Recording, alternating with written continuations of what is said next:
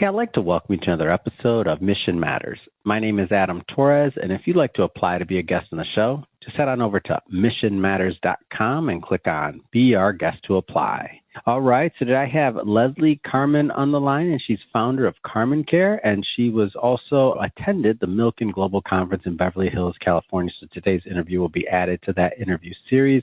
First thing first, Leslie, welcome to the show.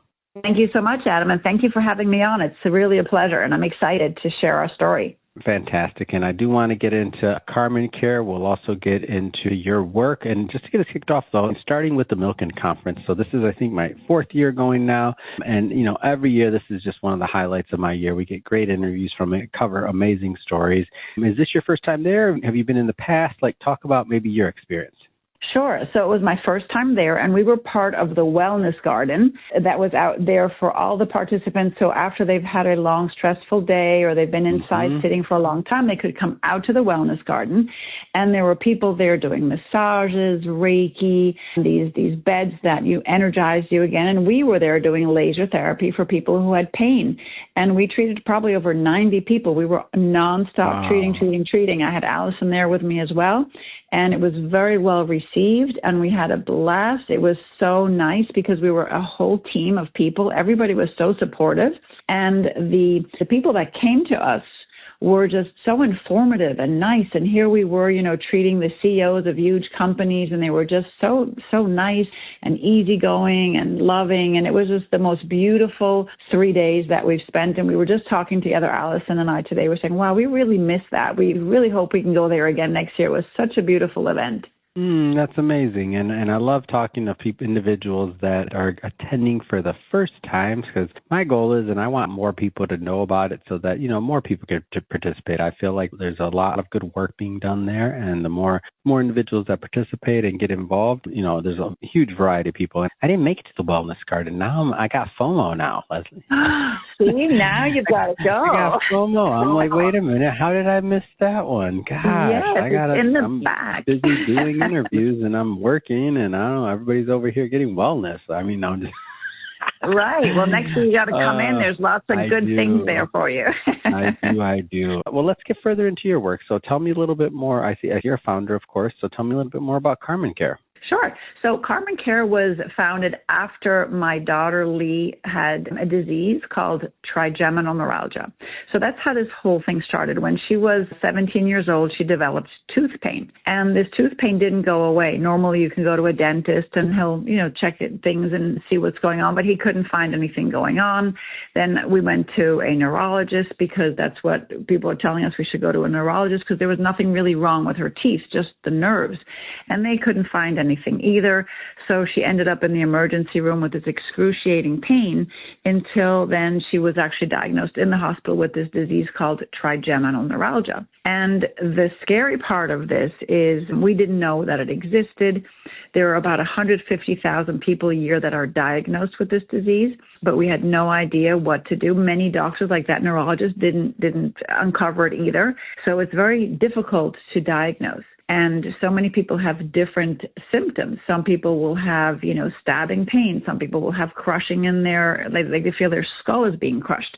Some people have it for 30 seconds and some people for 30 minutes. And it can come and go and be there for a day and then disappear and come back for a month.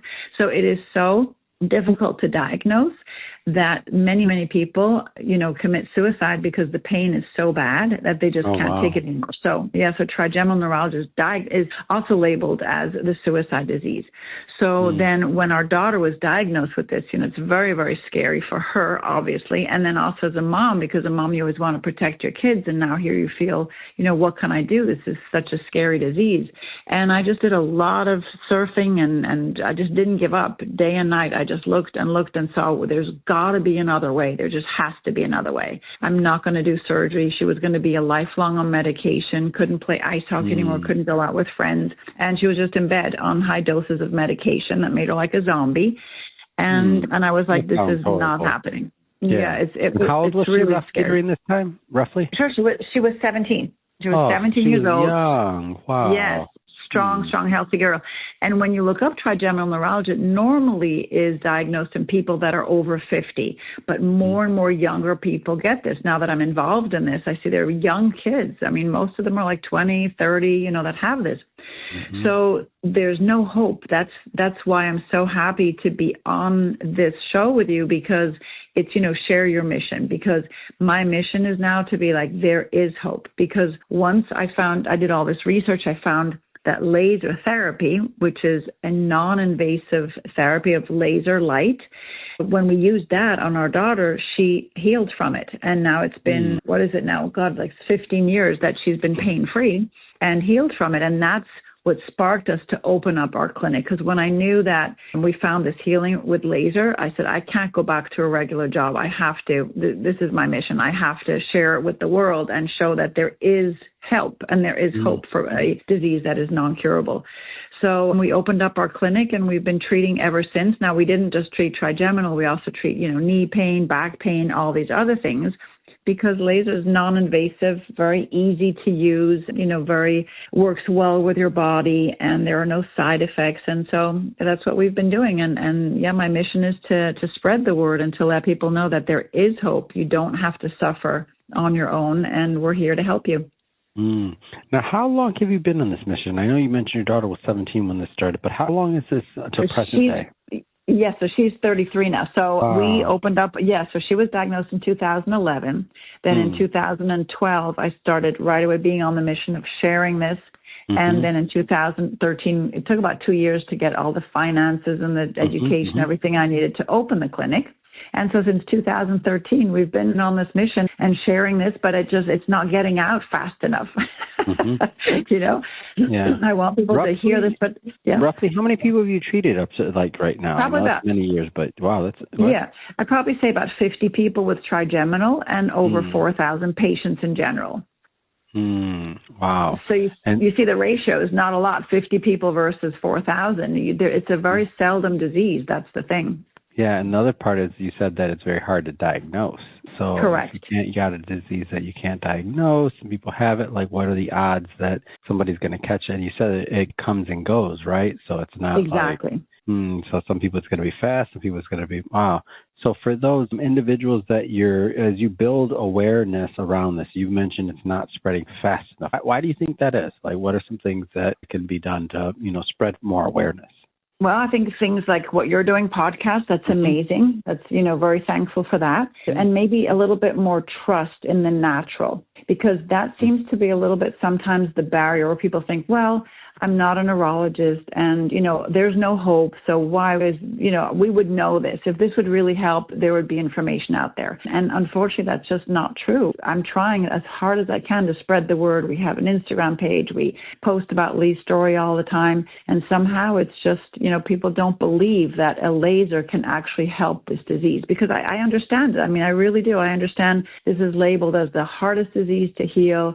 It's very difficult. So medicine, you can take medication and it'll just numb, your feeling of having that pain, but you still have the issue. So it's not really going to help the root cause. And so one thing, so what's a laser going to do? What's a light going to do to help this very difficult disease? And I understand that. But the thing is, if we understand what we are made of, we're photons of light. That's who we are as well. We're just energy. And the mitochondria in the cells are a powerhouse. And the laser actually targets that powerhouse, the cells, and regenerates that energy within the cell. So if you're not well or you're sick or you don't feel, strong, the laser is just giving your body that strength to heal itself. So it's kind of recharging you. And then our body will heal itself as we're beautiful human beings that have the capability of doing that. So the laser will help, and it's non-invasive, and it's a beautiful thing that you can just sit there and we treat you, and there's no side effects, there's no pain while we're treating you. It's just a beautiful way to get healed.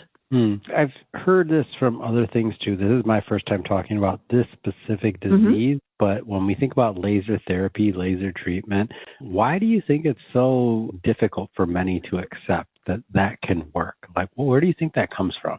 I think it's because we look at our body more like a car or something like that. So if you have knee pain, or let's say a bone-on-bone knee, right, then it's usually, we're old, wear and tear, so let's just cut the knee out and put a new replacement in. But we don't realize that our body is capable of healing. We're just over toxic. There's so many toxins in the water and the food and the air, and our body is burdened by these toxins, so we're not healing as well. So we got to detox from that, and we don't see that. Sometimes when I post, you got to detox, people say, well, you got your liver that does that.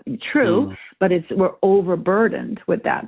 And I think the education is not there. We're so just used to taking pills and taking injections and having surgery. We're not taking responsibility for this, for our own body, for our own life. We just feel like, well, we'll hand the responsibility over to somebody else, give me a pill and injection. But that's not how our body works. It's time that we take responsibility for what do we put in our body, what are we drinking, what are we eating, are we exercising, are we sleeping. We need to support our own body's healing, and we're not there yet. We're getting there, I think. A lot of it's coming up now, right? A lot of people are understanding more and more, but we're not quite there yet. We haven't made that global switch of understanding, wow, there's a different way that we have to address sickness and health, what makes us healthy, what helps us. And preventative care, I think that is huge. That needs to really be said, and that's enormous. Prevent having these diseases in the first place. Yeah. Well, Leslie, this has been great having you on the show and getting to know more about what you're doing at Carmen Care. That being said, what's next for you? What's next for you? What's next for Carmen Care? Talk about the plans going forward. Oh, well, so Carmen Care, we have, because I get phone calls and emails from people from New Zealand. Let's say those are my furthest patient. They flew from New Zealand to come and get healing here. And I just called them a couple of days ago. How are you doing? They said, well, they're both pain-free. So how amazing is that? So I want to be able to get this detoxing. There's one part of the treatment that I do that we do laser detoxing and getting rid of those toxins in the body or reducing them. And I want to get that really going and send that out so that people can get this device from their home, and so that they don't have to fly to Carmen Care to get this. That's one part. And we have some laser devices that we also sell. So I want to be able to branch out so people don't have to come to us, but we can bring our technology to their house. So that's really the next step that we want to do, so we can reach much, much more people. Wonderful. Leslie, if somebody's listening to this or watching this and they want to follow up, they want to connect with you and your team, how do they do that? Yes, well, you can go to our website, carmencare.com. That's probably the easiest way to remember, carmencare.com. Then you can get there, can type a little note in our appointments, and you can also give us a call at 561-405-9577. Fantastic. For everybody listening, just so you know, we'll definitely put the links in the show notes, so you can just click on it and head right on over. And speaking to the audience, if this is your first time with Mission Matters and you haven't done it yet, hit that subscribe or follow button. This is a daily show, each and every day, bringing you new content, new ideas, and hopefully new inspiration to help you along in your journey as well. So again, hit that subscribe or follow button. And Leslie, thanks again for coming on the show. Hi, thank you, Adam. It was wonderful. Thank you so much.